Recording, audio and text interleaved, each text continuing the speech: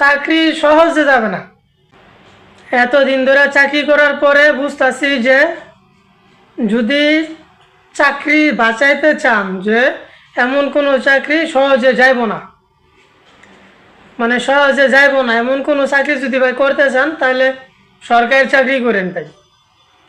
আপনি যাই করেন ভাই, ঠিক আছে, হয়তো আপনার বদলি করে দিতে পারে, অস্থায়ী বরখাস্ত করতে পারে সাময়িক সময়ের জন্য ভাই, কিন্তু চাকরি সহজে যাবে না।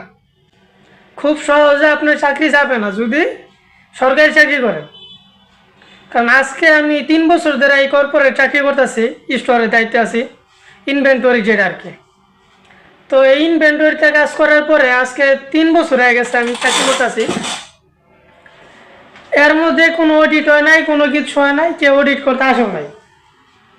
কিন্তু আজকে হুট করে অডিট হয়ে পড়ছে যে আমার ইনভেন্টরিতে কী কী মালামাল আছে, ঠিক আছে, কেমনে কিনছি না কিনছি, কই মালামাল ইস্যু করছি, এইসব তথ্য দেন। ঠিক আছে, এখন মনে করেন তো আমি 3 বছর ধরে করছি, মনে করেন যে কোনোটা আমার পেন্ডিং আছে, এন্ট্রি দেওয়া বাকি আছে, ঠিক আছে। এখন মনে করেন যে এন্ট্রি নাই, কোনোটা আছে আবার এমপিআর এমআরআর করি নাই। এখন মনে করেন যে চাকরি যায় যায় অবস্থা। তার মানে আমি কইতে চাইতেছি, এতদিন পরে বুঝলাম যে আপনি যদি এমন কোনো চাকরি করতে চান যেটা সহজে যাইব না, তাহলে আপনার অবশ্যই সরকারি চাকরি করতে হবে।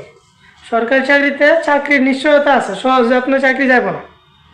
ঠিক আছে, কি করবো, আমরা তো আর সরকারি চাকরি করার যোগ্যতা তেমন নাই, এই কারণে এই কর্পোরেট চাকরি করতেছি, যাই বেতন পাই, নিজের খরচ চলে, হয়তো ফ্যামিলি চালানো কষ্ট, তাও নিজের খরচ চলে আলহামদুলিল্লাহ।